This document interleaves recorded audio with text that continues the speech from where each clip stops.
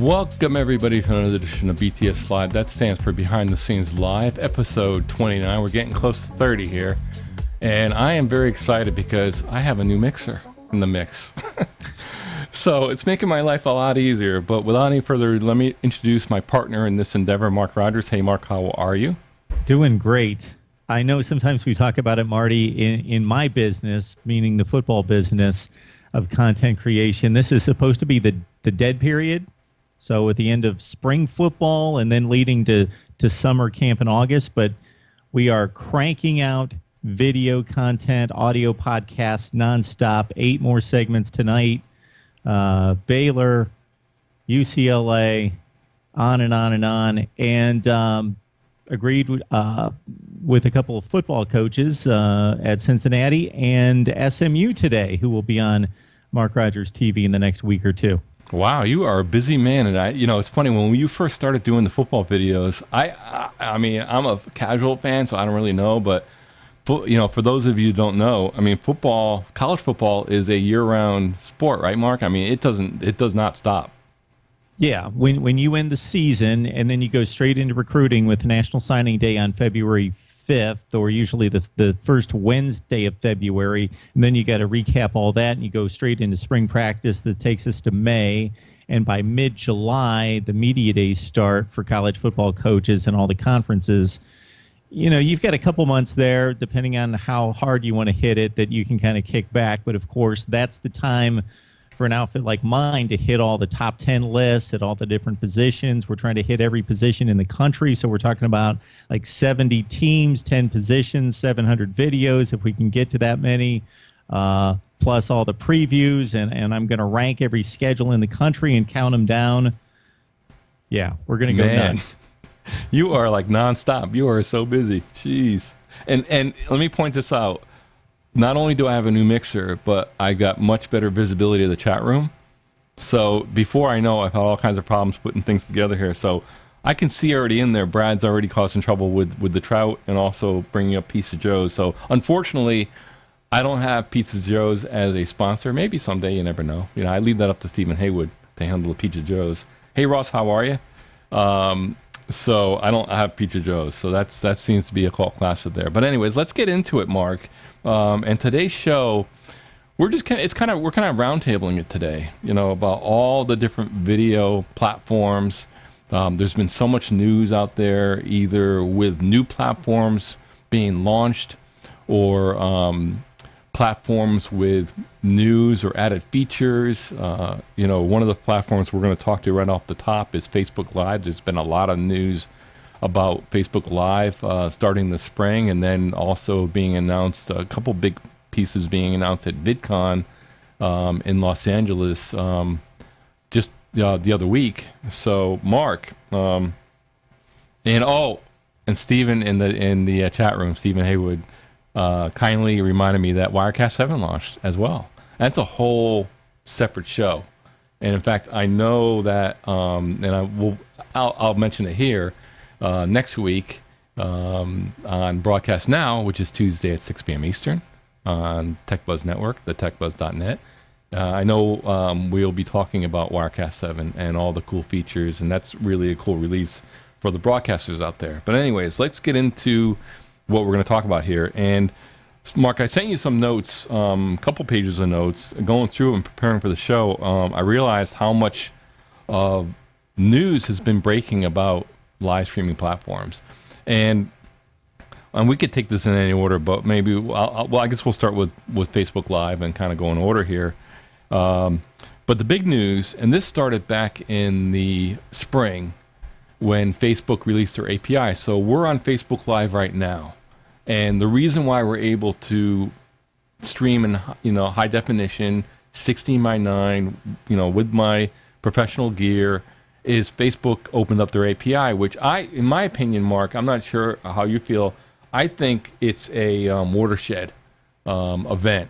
And I can tell you that, I do this professionally. I produce shows and video shows professionally for clients. And I've always had a tough time explaining to people how this stuff works. Live video, it could be great for your brand, great for your company, oh, we can go to any destination. I know Steven would agree with me. We both of us go to like 8 destinations, and try and explain that to people. I guess their heads can't get wrapped around it. But as soon as Facebook got into the game, everyone knows what Facebook is. So it's become very easy, and then I stream 24/7, so they kind of understand that. But the Facebook thing really got everyone going. So that started it.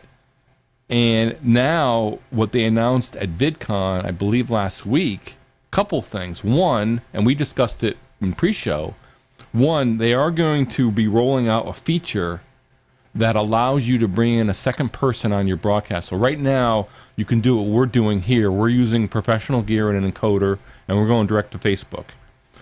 Before, and also Facebook allows you to stream directly from your phone on the app.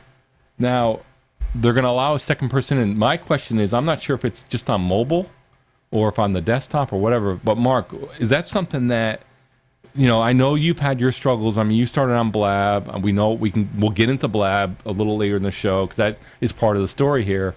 But can you imagine what I'm hearing from a lot of folks that are doing shows is Facebook Live, that's it. That's what we want to do. And they need these features to be able to do their shows. What do you think as far as your show? You do a lot of interview shows. Yeah, what I generally think when we hit on these topics that I don't have a whole lot of knowledge or a big knowledge base on is that most of the people that I know that are in the chat right now, you guys are way beyond me in regards to the understanding of the technology and the applications and the platforms. I am just looking for how large is the audience? Can I do this effectively, and can I do it in a relatively easy manner? Of course, Facebook has the largest platform out there, and as you know, Marty, I have a network of bloggers and broadcasters that probably reaches close to 100.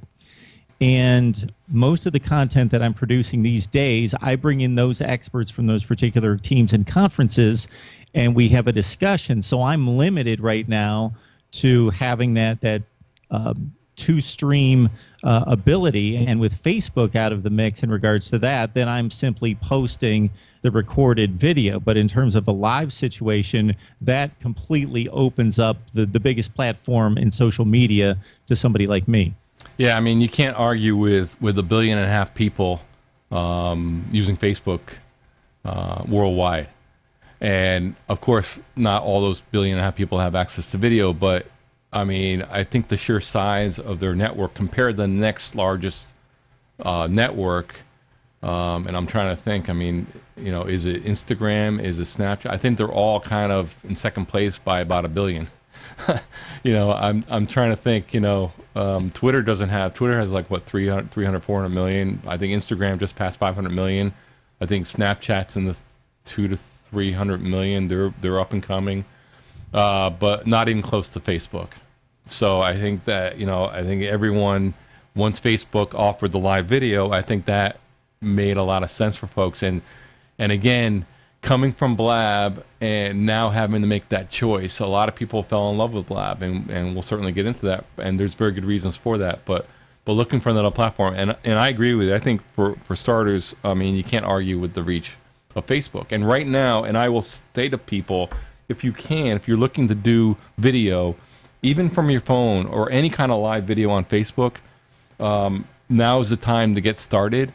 And there's a very good reason for that. They are over-indexing video on Facebook, live video on Facebook like crazy. And what do I mean by that? Well, you know how the algorithms go on Facebook. I mean, they're constantly tweaking that.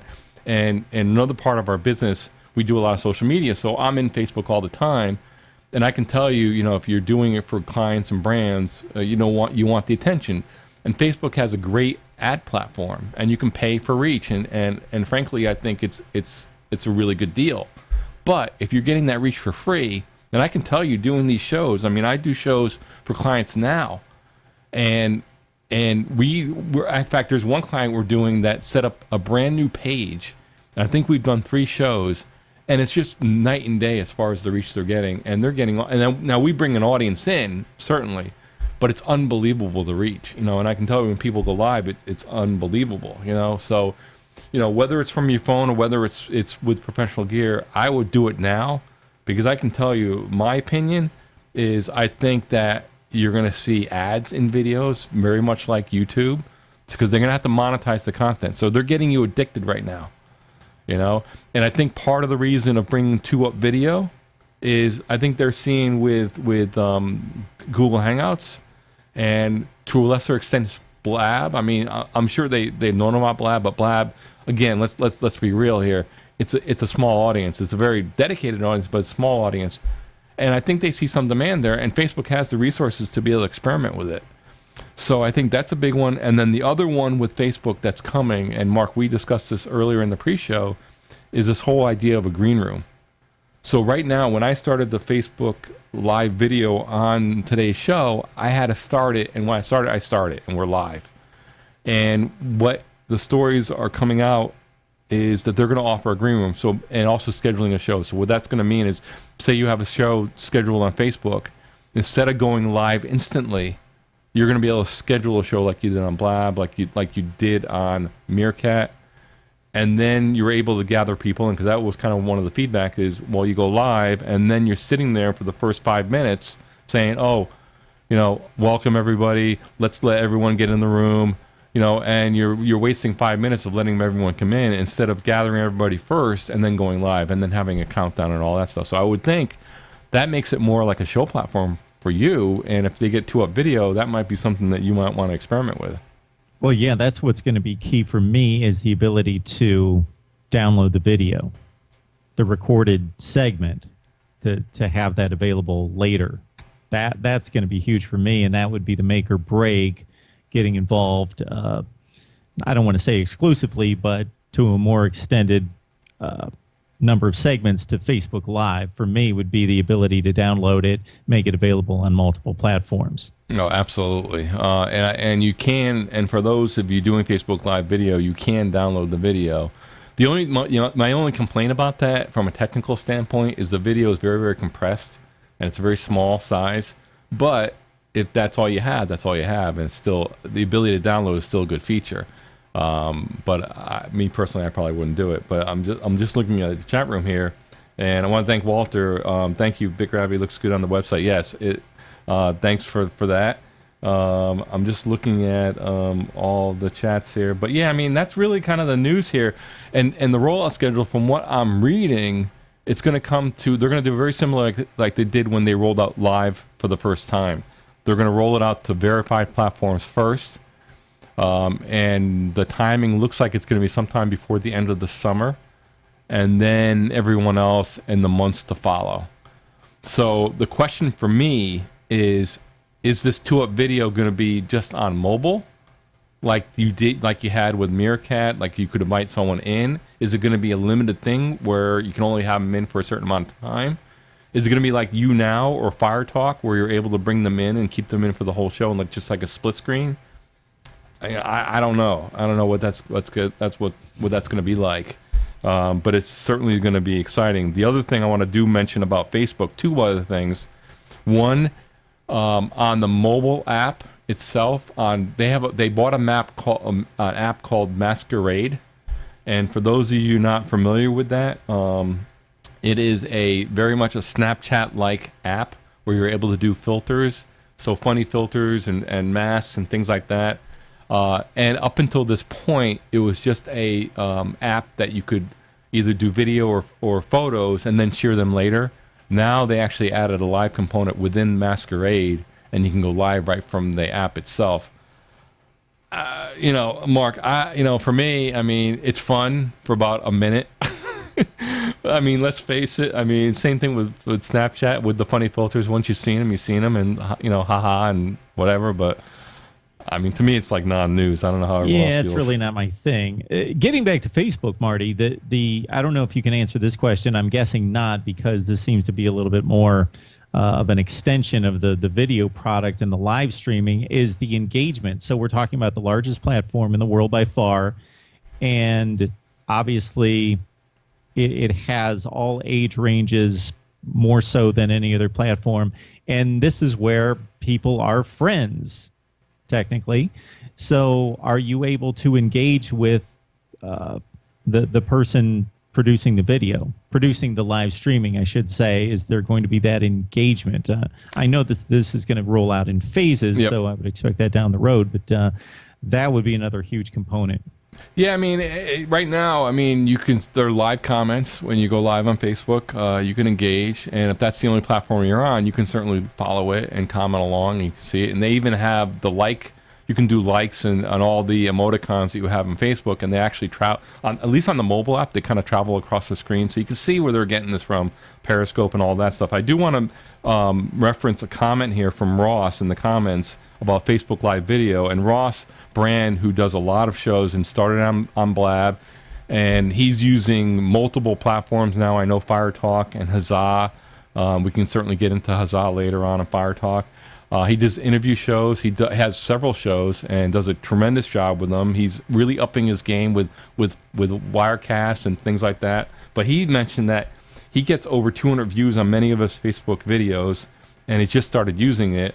Only a handful of Blabs I did ever got that many views, and that makes a very good point. Like you're saying, Mark. I mean, the audience on Facebook is huge, and everyone's on there. For me, also, the other thing, and for those of you not doing Facebook video, the shareability is out of control. I mean, it's just, that to me is fantastic. So for me, on this show, I started the Facebook video on my page. I have a page, and I literally set up the page just to do video. Because of the implementation is really good on pages. It has a dashboard. But I don't have a lot of likes. I'm not soliciting for likes and all that. But I just share it to my main profile. Not a problem. Everyone sees it there. I can share it to my group, and people can see it there. Other people can share it, and it gets around pretty quickly. And I think that, to me, more than like I'm not a Periscope guy, but more than Periscope. And a lot of people swear by Periscope, but to me, I just think that it's Facebook's to lose, really. Now, if somebody could answer me this question, my Facebook views range anywhere from 30 to 500.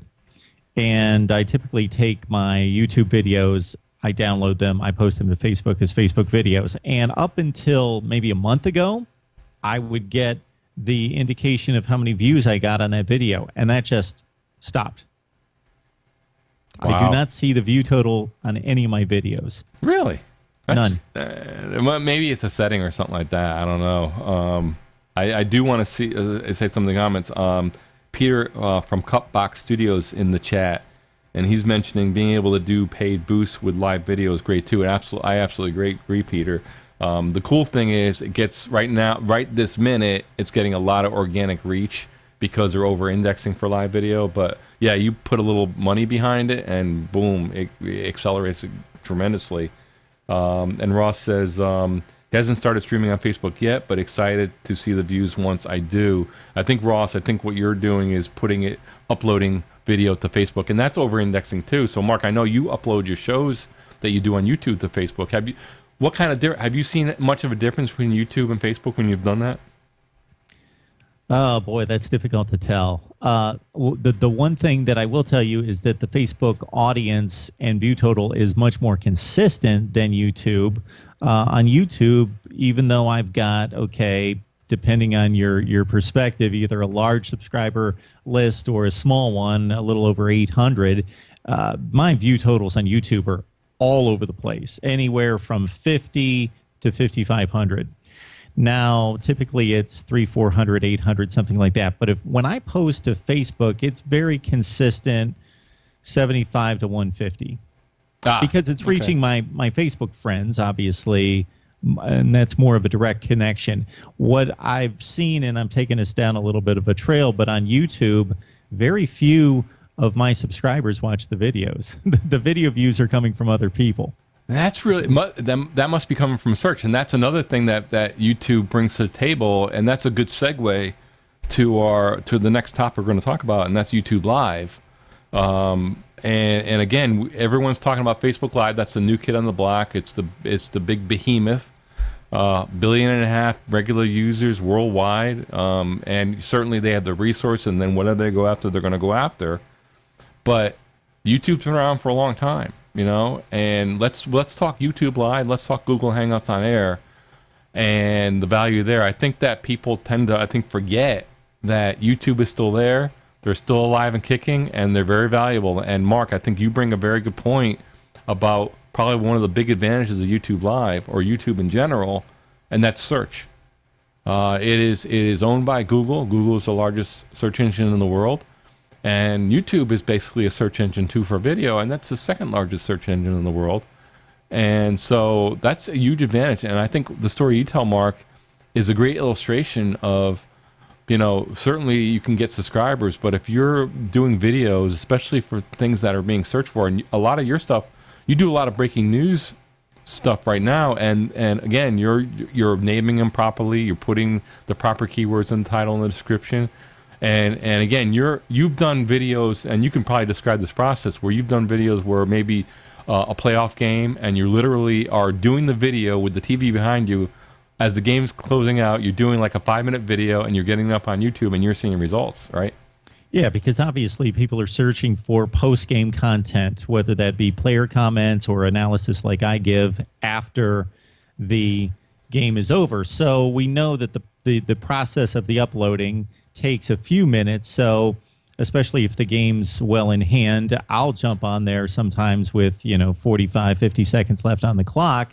And to speak to Marty's point, just to try to give a little bit more credibility to my product, to show actually, hey, I can knock this out.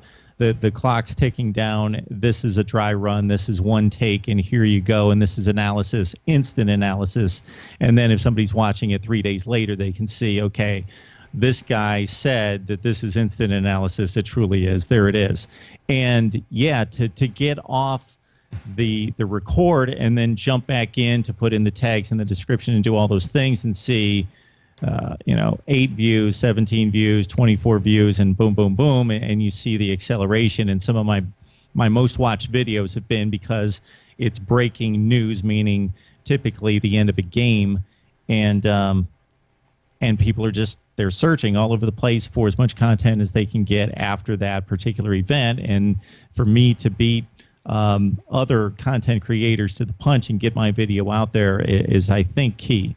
Oh, absolutely. Ross in the comments asked a really good question and said, talk about how to title videos on YouTube, how to use descriptions and tags and other YouTube functions would be great if you haven't done already. And he raises a very good point. And for me, and this is one of the networks we go to with this show, we go to 8 different destinations. YouTube Live is one of them.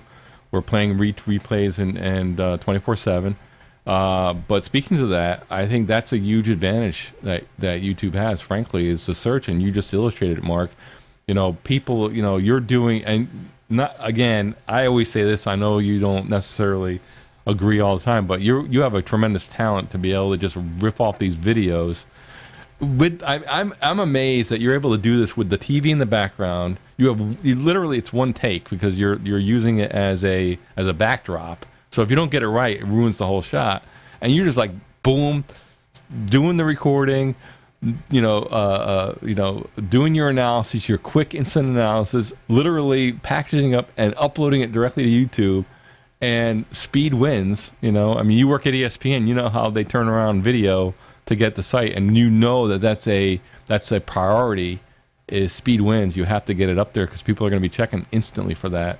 And again, it's the way you title the video, right? So if people are looking for that, say if it's a playoff game, they're going to be searching for that. So, say if it's the NBA Finals, the Cavs and Golden State, and if people are into that, they're going to be searching for that. You're doing analysis, they're probably going to find your video. So I think that's huge.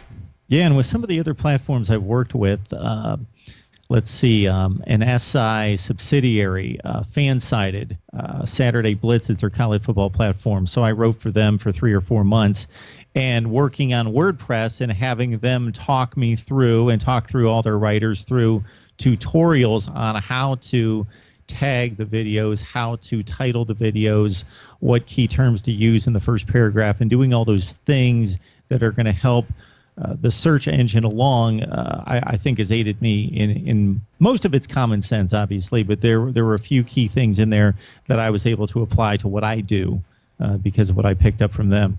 Absolutely. And Durham Skywriter says, speed and knowledge, I assume, also had to intently watch the game. That's the amazing thing, Pat. That I'm amazed at Mark, his ability to be able to watch the game. He's a walking encyclopedia. I always called him that when I worked with him at ESPN.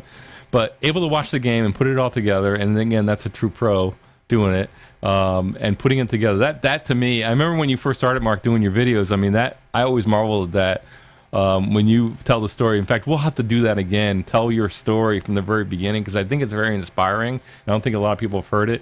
Where you hold the cell phone out there, and that you started on a like two generation old cell phone, like an iPhone. And it wasn't even HD at the time. And you're just doing this thing, click, click, one take, upload from the. You were literally doing your whole YouTube from your phone, from your like 3-year-old iPhone. I mean, it was just amazing. It was a relief, Marty, when you told me where the trim function was. When you told me that there was a trim function, and then I could actually hold it out there and kind of take a deep breath, and then start. And then when I concluded, didn't have to make sure my finger was right on the button to clip it right when I.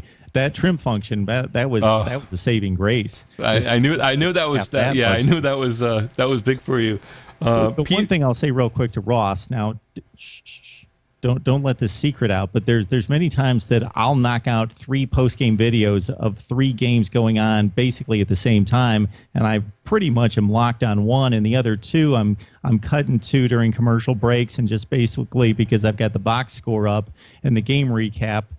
I think I make it sound like I watched the game. And then there's actually been games that I haven't seen any of, but because I've got the pre-knowledge built in prior to the game of the 2 teams, I can look at a box score and knock out a video, and I didn't see the game.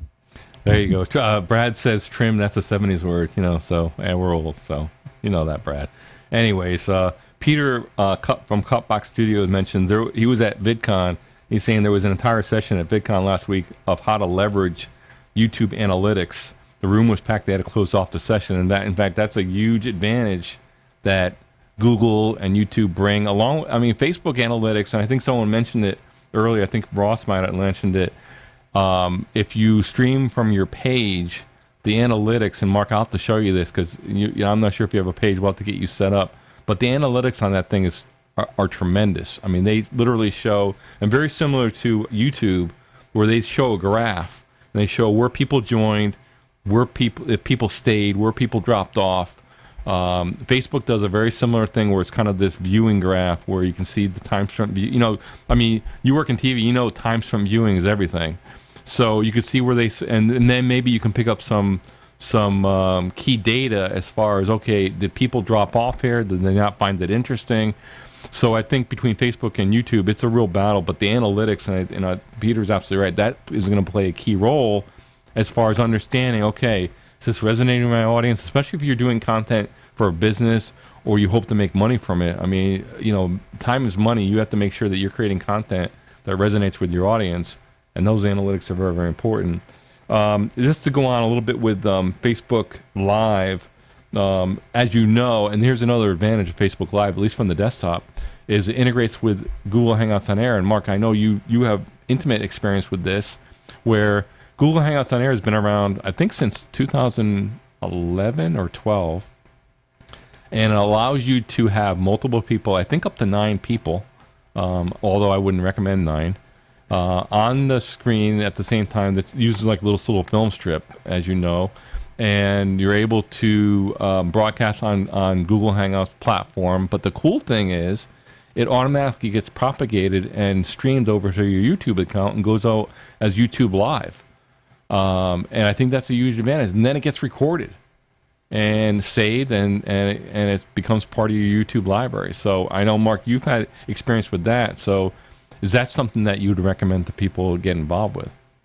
Yeah, so as is the case with just about everything we mentioned on the show, the guy that just got done talking there, Marty, he's the guy that introduced me to Google Hangouts. So I was doing the one take records on the iPhone, but of course wanted to open it up to the instant analysis and getting it uploaded as soon as possible, but more so the engagement with guests.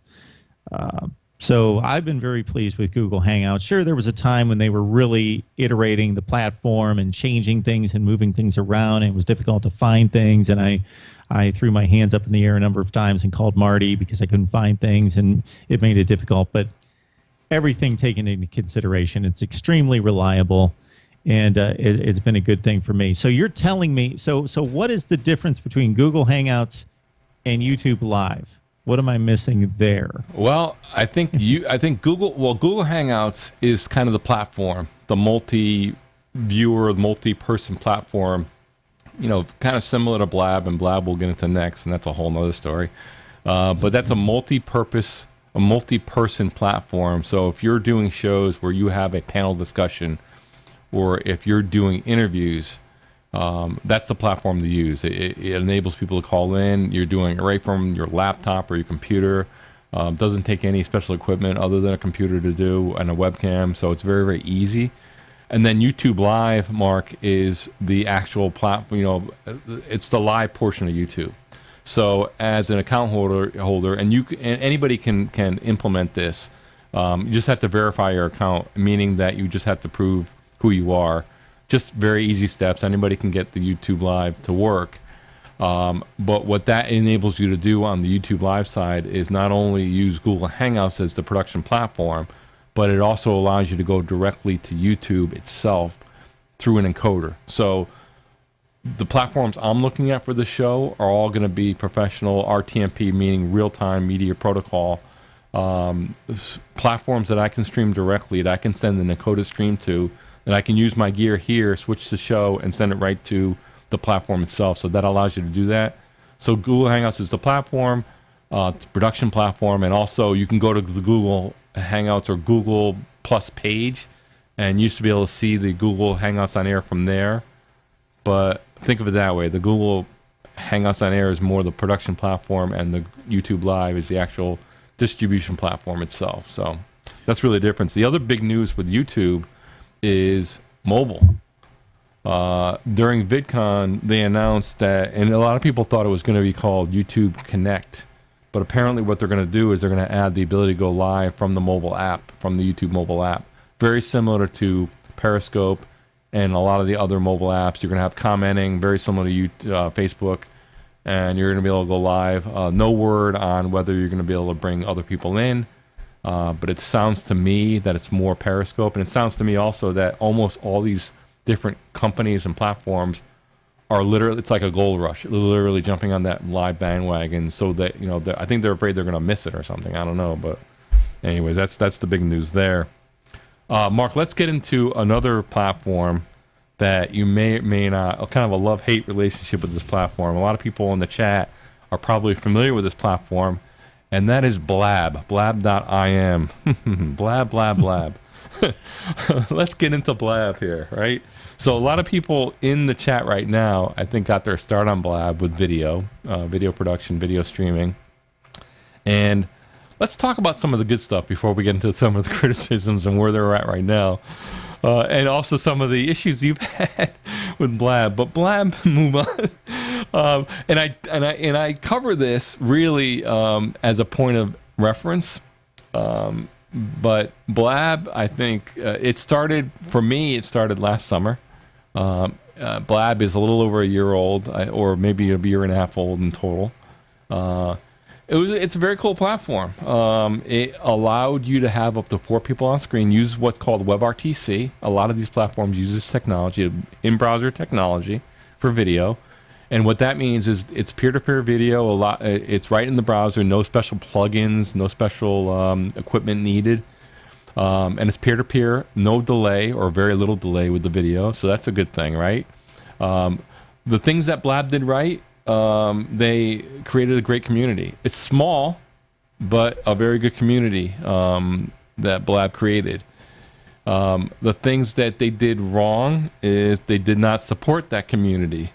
And now, and this very famously, I think now it's a couple months now, that the CEO of Blab, they were very quiet during the wintertime, and the service kind of, the reliability kind of went downhill as they tried to scale up. And very famously, the CEO of Blab came on, kind kind of casually and basically said, "Oh, we're not concentrating on, we're not catering to show producers anymore." Even though that's how they started. The tagline was "Push a button, start a talk show." They even got to the point where they were trying to get co-hosts or people. Completely turned it around, and now they have this stupid, and I'll say it, stupid mobile app, Bebo, which I can't figure that out, why they're going that direction, because it's so crowded, that field. So I think they're going to go down in a ball of flames. But Mark, to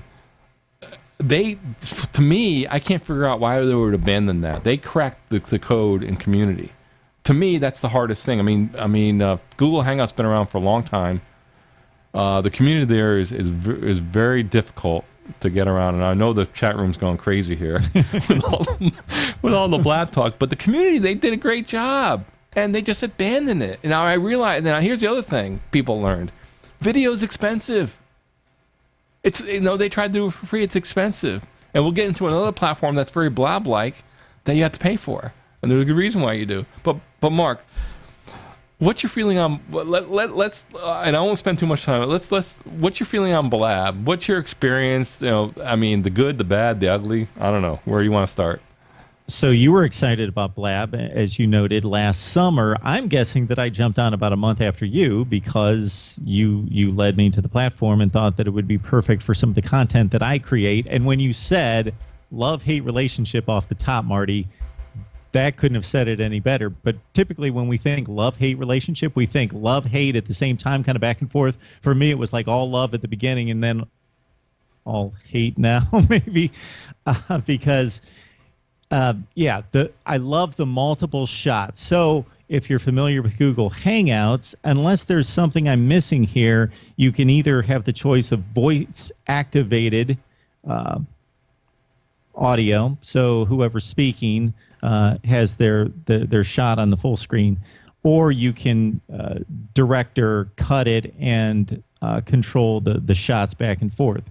But what I like is exactly what we have right here. When you're going to a 2-box, I do a show most notably with Macy Golder, and we have found in reviewing the show that because it's a personality-driven show, we like seeing both of us at the same time because we like to see the response of the other person. So although most people think Blab engagement, and that's a huge deal too, the first thing I think of is we loved being on there because we could see both of our shots at the same time and we could see the reaction. The second thing is obviously the engagement. The engagement was incredible compared to what I was experiencing on Google Hangouts. And I've told this a few times where I had some pretty big influencers on a few of my shows on Google Hangouts, and I thought, I really want a live audience. It's great that we record the show and 2 people watch, and then we post it and 1,000 people watch the record. That's great, but I would love the engagement of the live audience. And I've had people just pound Twitter and Facebook trying to get people to YouTube, to Google Hangouts, I should say, to watch the show live, and the most I've ever had is like 37. Blab, within 2 or 3 shows, bam, there's, depending on the show and if they'd feature it, and you know the drill, I was seeing as many as 250, 260 viewers. So that was exceptional. So if you're in Blab in that small community, you can find the show. So we were starting to build a little core audience. And the other thing was I was really excited because, Marty, as you know, I would still love to have what would almost be kind of a college football radio show where I have a pre-planned schedule of what I'd like to talk about, go on my rants, but at the same time have the engagement via whatever the engagement feed where I can read them off or bring people in. And all of a sudden we discover Blab, and it's like, this is what I've been waiting for. I'll do a show on Blab. This is perfect. I can bring people in. They can ask questions. They can make comments. They can argue with me, or I can just read off the comments and people can talk to me that way. And this is ready-made for me. Then came the unreliability. It's hilarious. The chat. I mean, I'm switching to your shot. I'm reading the chat room is absolutely going bonkers here. And I just want to cover. I want to just read a couple of these comments because they're so great. I'm trying to. Durham Skywriter writes that I think a lot of people react to this. Blab is like hitting a leadoff home run and then saying, "Nah, let's play football instead." I think that says it really well. I mean, it's amazing. And Ross says they don't not only abandon the community, they spit on us as they walk out the door. And I agree, Ross. I mean, I can't believe how Sean. I mean, it almost like they took the community for granted. It was just amazing. I mean, I was flabbergasted. I realized it's a business decision, and certainly they have to make money. And I think that's what a lot of people didn't understand, and I don't think they understood it either. I don't think they had any kind of game plan. But I can certainly understand the attraction to Blab by a lot of people. I mean, frankly, it was a lot of people's first experience with live video. It made it very easy to do. Like what Mark was saying, the discoverability really was a big plus on Blab as well. You can go to the homepage back when the homepage was actually meant something and actually worked. But you could go to the homepage, Blab haters. You can go to the homepage and see who was on. You know, it was almost like a directory, and you pop into different rooms, and people were actually attempting to do real shows, although I would contend that it was not a real show platform.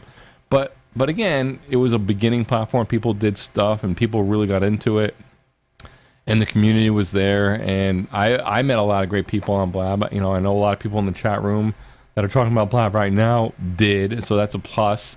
But it's a shame because the demand was there, you know, and I think that I would think some people would have paid for it, you know, and I think that I'm surprised they didn't experiment with paid tiers, you know. The one other oddity in terms of the technical aspect of the deficiency and how it deteriorated that was very strange, Marty, and I know I explained this to you a number of times, is the show was fine, the live show, and then on the record, the two streams, so it was Macy and I, the two streams were off. So it made us look like complete morons because they weren't running in sync.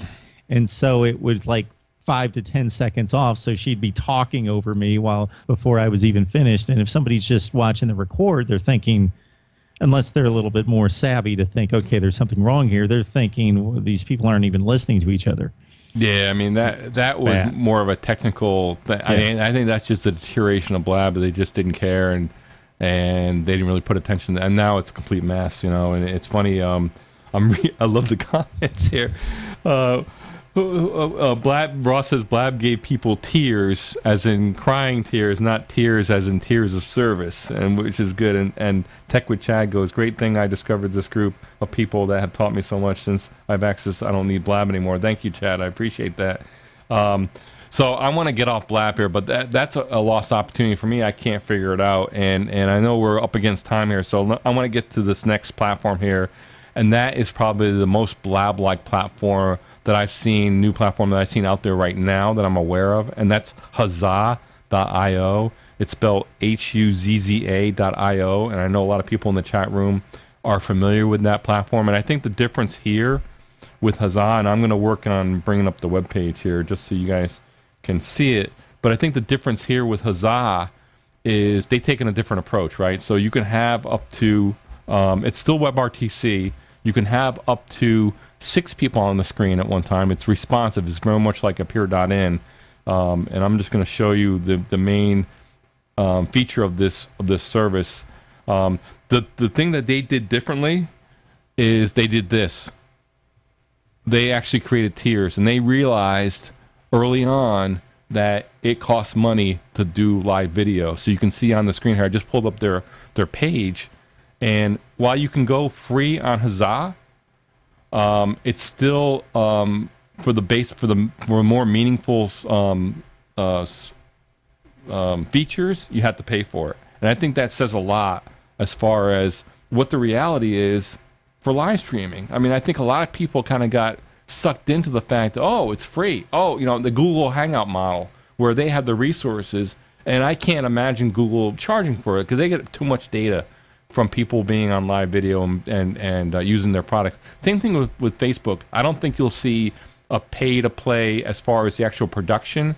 I think what you'll see is a pay-to-play as far as advertising and boosting your posts. But as far as Huzzah goes, I mean, you could see it right there. You got multiple tiers here. So you got the free tier, but then and it's funny, the $15 tier that you see on the screen there, they introduced that based on feedback from former blabbers. They came in and that middle tier, that $49 tier per month, that was $39 before. They actually bumped it up $10. But they created that lower tier based on feedback from blabbers, so they see the market there. But what is this telling you? If you look and if you go to the website, you can see this in more detail. But this is telling you that obviously there's a demand for it. Obviously, this stuff costs money. You could tell by the way they did it, and I give these guys a lot of credit for going in here and at least, making people pay for it, because, and I've seen them on a couple of broadcasts, and the point that they made very clear is they want to make this a viable business. So how do you do that? Well, you got to charge money. They got to make money from this. So that's really the only way to do it. And I think that was a real shock to a lot of people seeing this and seeing, oh man, do I have to pay for it? And granted, they have the 30-day trial. So Mark, for me, and all the cool features are paid features, right? So, and the other thing I find in this, if you notice, it's a limited amount of viewers. So if you pay $15 a month, you can have up to 50 live viewers. $49 a month, you can have up to 150. And $199 a month, you can have 2,000. And if you need more than that, I guess you got to get in touch with them. And to me, if you're going to try to build a show that you're actually going to try to monetize, you're going to need more viewers than that.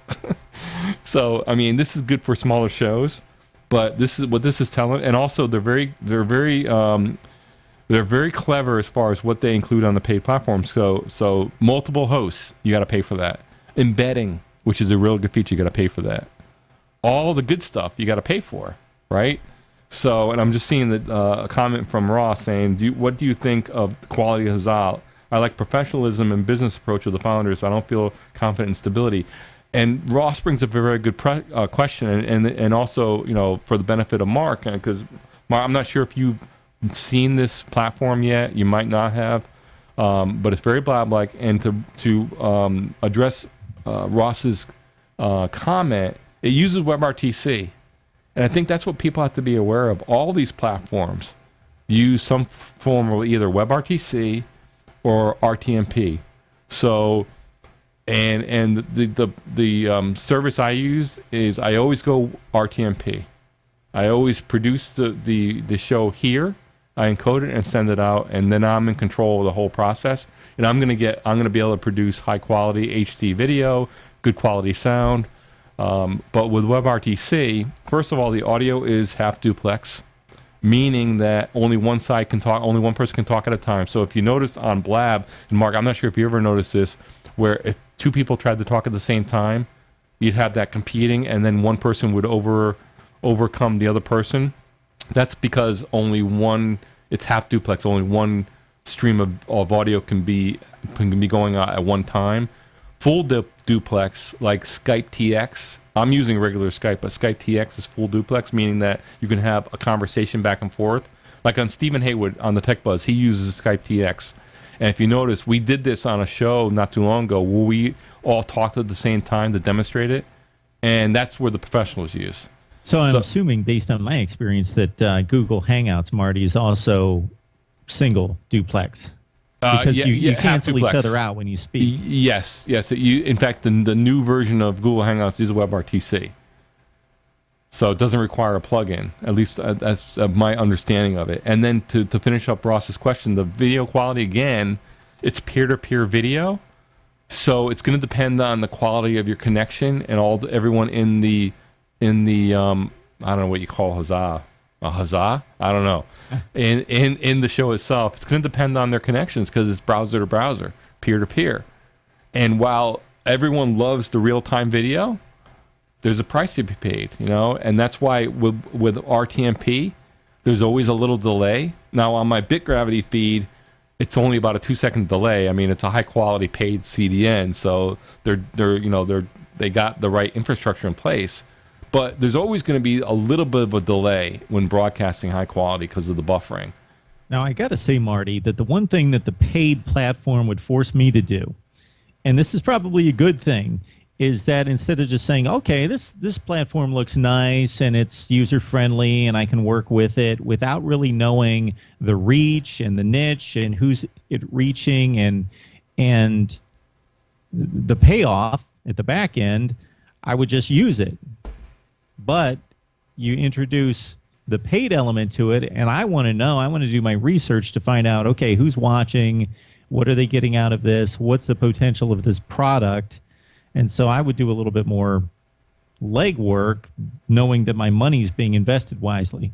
Yeah, I mean, again, the thing that you got to remember with all this stuff is, with the technology today, I'll stick with the positive here, right? So the technology allows you, now to, with very little equipment, just a computer basically, and a little bit of bandwidth, to be able to go live to the internet. And the internet, as you know, it's a global audience. So that's the exciting part, and that's why a lot of people, especially marketers, are getting very, very excited about live video, because everything's come together. The technology. The devices, you can stream live on your phone, and the quality of the video and audio from a device like this, an iPhone 6 Plus, is tremendous. HD quality. The bandwidth is available, and also the access to bandwidth is available. So all those pieces come together. So that's very exciting, and the ease of use is exciting, right? But there's always compromises, and you know this, Mark. In technology, you deal with it. ESPN. There's always a compromise there. So in order to make it easy, there's half duplex. The sound's not that great. In order to have real-time video, you might have some issues with buffering or connections or whatever, because it's relying on peer-to-peer. There's no back end per se. Now, you add some equipment, you do, RTMP like we're doing, and, I have a switcher, I have a fancy, mixer, and the mixer's there because I can route the audio, I can bring in Mark on Skype. If we had another guest, what I'm going to do is I'm going to use a separate computer. I can bring separate instances. All this stuff contributes to quality, but it is also more complex, right? So it's not as easy. So it's more of a learning curve. You got to practice. You got to learn how to do it. You got to put it all together. I mean, we're 29 episodes into this show. Even before I started the show, I did live video. It's a complete work in progress, and there's more fail points. I mean, ask Stephen Haywood. I mean, his setup is very complex, but it's also very high quality. So I think that's really the message here. Is it really depends on the level of quality, level of complexity, the compromises you want to make, and your priorities. And Ross says, thanks very much for sharing info on how WebRTC audio works. Yeah, I mean, that's something to remember about WebRTC. It's half duplex. So if you're good, especially if you have a co-host like Mark and I have, we don't step on each other. So we know one person stops, the other person talks. So we don't have that much of an issue. I know on Steven's shows, the hosts, we all are familiar with each other. Even though he's full duplex, it's not going to really make a difference. But if you can I know Ross in the chat room, he's doing plenty of shows. He knows, to be able to ask the questions and let the guests answer. If you have that, if you're able to have that rhythm, then it's not as much of an issue. Once you start all talking, and also depending on how many people you have in the Blab or in the Hangout or whatever service you're using, I always, the more people you add, the more complex it is, just from a sharing the signal standpoint, So, I mean, I think that's something to look at. But Huzzah, I mean, what's interesting, it's got a ton of features. You can even sell stuff on the site. You can link your Patreon so you can get tips, you can make money. So that's rather interesting. I think the big issue is, will people pay for it? I mean, Mark, I'm not sure if you've ever been able to see that or do any kind of looking at the service. But from your perspective, I mean, is that something you would actually pay for? Or are you going to be looking for, okay, there's other free services out there and we can stay with a free service? Well, it would have to be proven to me that that there's an audience, a large audience, or at least a niche audience that I can speak directly to that's going to be a payoff, because that's really, in addition to the technical reliability, because if you don't have that, you don't have anything. You can't get your content to the user. Beyond that, I'm looking for views, and I'm looking for meaningful views. So that would have to be proven to me before I would go onto a paid platform. It would have to be significantly better. Yeah. And I know we're running up against time here, Mark. I'm not sure if you have to take off. I do have a 9 o'clock record. I believe it's 9 o'clock. Oh boy. All right. Well, you know what? Maybe what I'll do is I'm going to let you go. I'm going to finish up the show. I'm going to kind of, I have a kind of a finished piece here as far as my wrap up here. But if you have to go, you can certainly pop off, and we will get you. Just to let everyone know, we won't be back next. We'll probably look to if Mark's available next Thursday night, because we have the holiday on Monday, Independence Day, and nobody's doing shows then. So we'll do that. Mark, I'm going to let you go. I'm going to finish up the show. Thank you very much. All right, everyone. Good to see you. We'll talk next week. All right. Thanks, Mark. So anyways, guys, let me wrap this up by saying this. And I was going to get into, and I knew we would run out of time here, and then we can continue this discussion on another show. But I was going to mention Fire Talk. I know Pat in the chat room is a big fan of Fire Talk, and she does stuff over there. And I think that's got a lot of potential.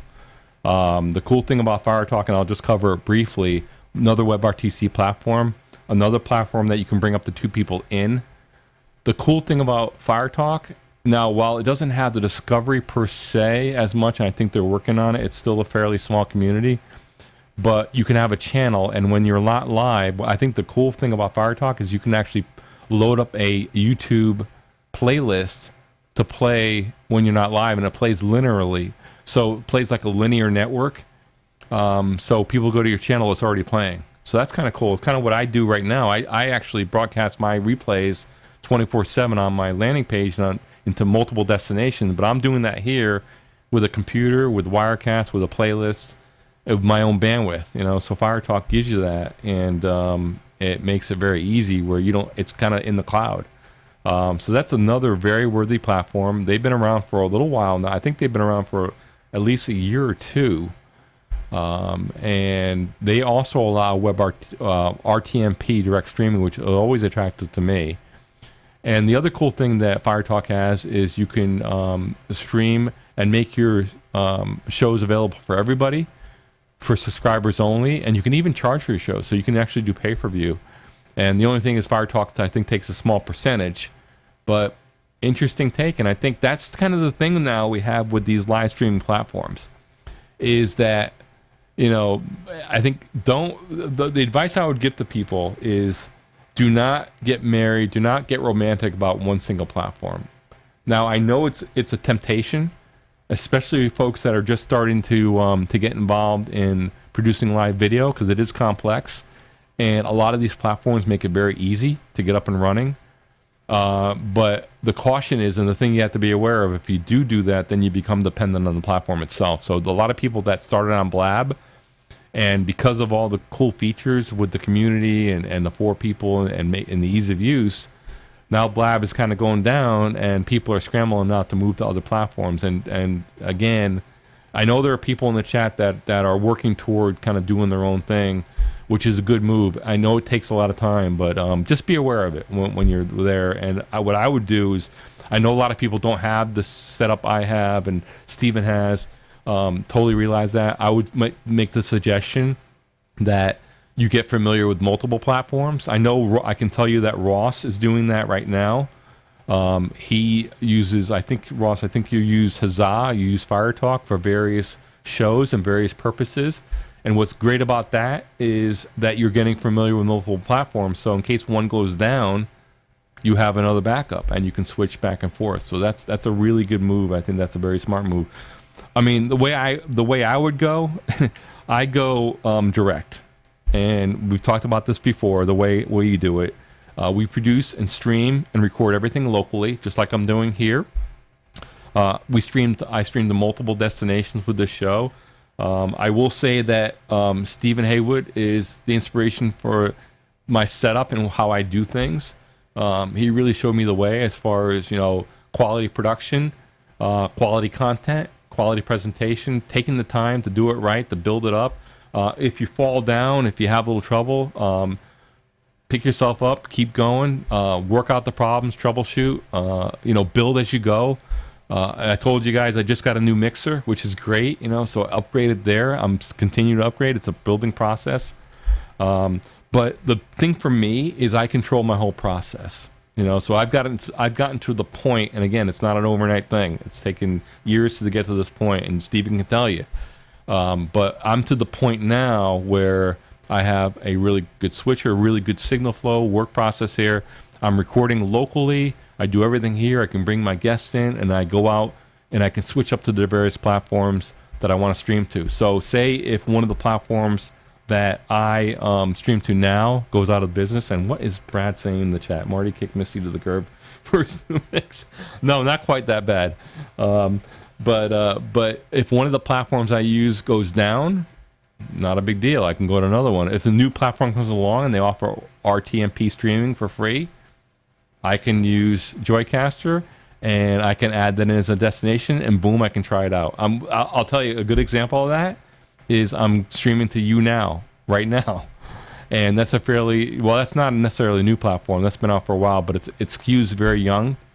But again, I think you got to look at all of them, and the reason I'm going that because I can, and I can experiment. And if I don't decide to stay with them, it's easy. I just pull that destination out and I'm ready to go. So, using a tool like Joycaster, which I highly recommend, and we'll talk more about that in future shows. And we'll actually talk more about some of the products they have come out. So Joycaster is something to watch as far as a distribution service. They are tremendous folks down there. They're headquartered down in Orlando. We'll definitely talk more about them in future shows. But that's really the gist of it here, guys, is that, I know a lot of people in the chat room are into this and are starting for the first time. And I would say continue to do what you're doing. Be aware of the limitations, the advantages, disadvantages of the platforms that you use, especially if you're relying on a platform. Know that, there's a price you pay for that. I would always have a backup, but it really depends on where you want to go with this. And I know Ross just asked a question: Do you like Restream? It is a good service. I actually use them first. I have used them in the past. I will say that Joycaster is, in my mind, is more streamlined, and they're actually going to come out with some very interesting. I had a discussion with the marketing guy there, and very interesting products coming out from Joycaster, and I think their timing is good. So I'm a Joycaster fan. That's what I recommend. But I have used Restream, and it does work. The cool thing about Restream is there is a free tier. I think you can stream to at least a couple destinations for free, supported destinations that they support. So that's something to check out if you want to check out a redistribution service and learn how to use it. That's one to check out. I think Joycaster does have a free tier as well, so it's something to check out. But they are kind of transitioning into a new name. They're actually going to be known as Switchboard. I think switchboard.io. I'm not sure. But anyways, we'll get into that more in future shows. But I want to wrap this up by thanking everyone for attending. I don't know if how do you guys feel about the Thursday night 8 p.m. shows? I think we've been kind of mixing this up. It might be something that we might try to stick with because the Mondays are great. Brad loves it. Walter loves it. So we might stick with it. It might be a little easier to get guests. I know Mark is working on a couple of high-profile guests. In fact, we're working on there's an NFL Network anchor that we're trying to get on the show, and also I'm working on some technical guests as well. Joycaster, I mentioned, I'll have those guys definitely on, and some other folks that I want to have on the show as well. So Monday is rough after the weekend.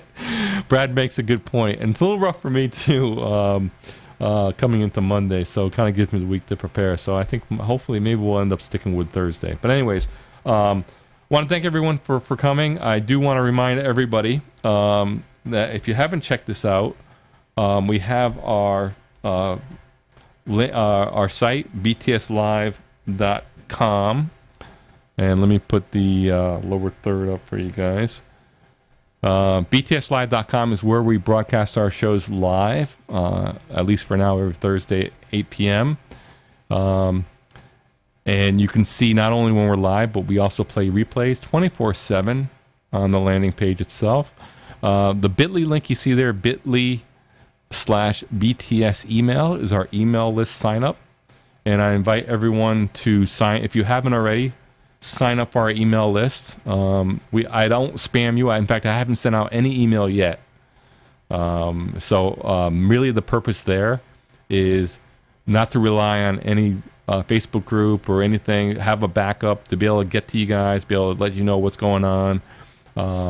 Hopefully, future plans, sending out like email exclusives to people that sign up, things like that. Building of the community is email is something everyone has, and that's why if you haven't joined, I encourage you to join. Again, I won't spam you. It's mainly to be engaged with our community. So that's one, and certainly btslive.com is where you can see the shows. Also, want to make you aware of our Facebook group on Facebook, and you can get to that at facebook.com/groups/BTS Live Show. It's a great group of people on there. I think we're up to 83 members. Very, very vocal group in there. You can see a lot of different posts. People are very active. Brad's in there. Brad's putting pizza party posts in there. It's a very fun group. Stephen Haywood just posted a really good overview on Wirecast 7 that you might want to check out for those Wirecast users. So it's a really active and fun place to be. If you haven't joined, I invite everyone to join. It is a private, closed group, but we allow anybody in this. So just request an invitation, and we'll get you right in there to be in the group. I want to make you aware of Mark's YouTube channel.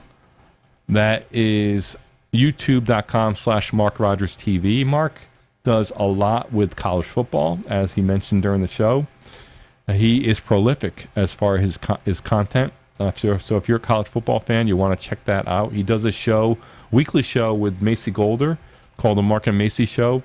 It is the off season for college football, so he's doing a lot of top 10 lists. He'll cover all the positions. He'll cover all the conferences. He does a tremendous job. He has coaches on. He has writers and media people. Also, high-profile bloggers on as well. He does a tremendous job with that. A lot of great content over there on Mark's YouTube channel. I do want to also mention Stephen Haywood, thetechbuzz.net. And I will always mention Stephen. Stephen has been very good to me, has helped me tremendously in getting this show up and running. His encouragement is invaluable, and he's tremendous. So he does a couple shows Mondays and Tuesday evenings. Monday, the weekly roundup at 6 p.m. Eastern Time, 3 p.m. Pacific. Just all about tech news of the week. And the co-host on that show, he usually has himself, Mike Myers, and Keith Barrett. And on Tuesday night at 6 p.m. Eastern, he has Broadcast Now. That's a hardcore broadcasting show. I'm fortunate to be on that show quite a bit as a co-host, along with Steven and Mike Myers. And we also have guests. In fact, you just saw one pop up right there. Richard from QuickLink. I think that's it. Anyways, Steven also broadcasts 24/7 on thetechbuzz.net/live. I also want to make you aware he also has an email sign up, and I'm just going to bring it up here. So if you go to his homepage and click that email newsletter sign up page, sign up for his newsletter. He does a tremendous job. He's much better at email than me. He's actually sent out some email, so I got to give him that. So definitely check him out. Also in the community, and I don't have the pages up. In fact, I gotta do it better next week. But Ross Brand, I wanna give a special shout out to Ross. He has been yes, Tommy. Mark had to go. He has a show to do. But anyways, I want to give a shout out to Ross Brand. Ross has been tremendous. He is behind Livestream Universe. Ross, you're more than welcome to put your links in the chat. He does shows. He's been evolving. I don't know how he finds time to do everything he does, but he does. He does tremendous interviews. He's Livestream Stars, Livestream Sports, and Livestream News, and also Ask the Expert. In fact, I got to do better justice next time in promoting Ross. He does a tremendous job. He's also doing.